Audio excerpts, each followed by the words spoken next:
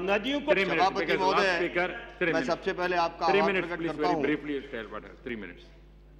आज सदन में गंगा नदी तथा हिमालय के अस्तित्व में जो खतरे उत्पन्न हुए हैं उस पर गंभीर चर्चा हो रही है। बिल्कुल सही बात है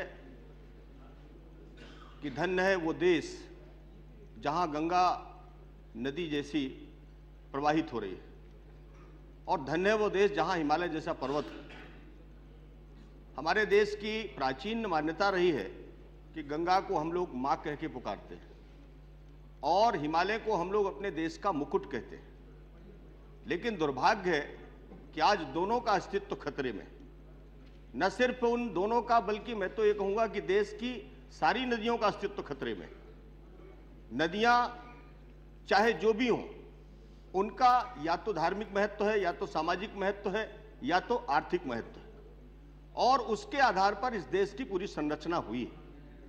मैं मानता हूं कि आज जिस तरह से गंगा नदी जहां से निकलती है और जहां तक जाती है, धन्य बहुत भाग्यशाली लोग हैं वो जिनके क्षेत्र से गंगा नदी प्रवाहित हो रही है, और वहां की स्थिति दूसरे देश के दूसरे हिस्सों के बारे में जब हम तुलना करते हैं तो मुझे एकदम अलग सा दिखाई पड़ता है।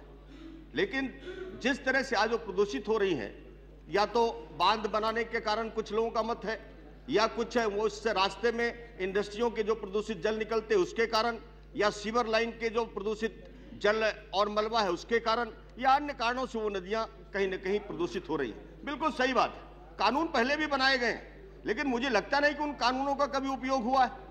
आज भी उनको चिन्हित करने की जरूरत है, किन कारणों से हमारी नदियां प्रदूषित हो रही हैं। जहां तक मेरी मान्यता है कि छोटे छोटे बांध बनाने से नदियों का प्रवाह नहीं बंद होता, बल्कि नदियां उससे और पुनर्जीवित होती हैं। उससे बिजली भी हम बना सकते हैं, लेकिन यह बात सही है कि उसका पूरी तरह से जल का प्रवाह नहीं रोका जाना चाहिए, जल प्रवाहित होते रहना चाहिए।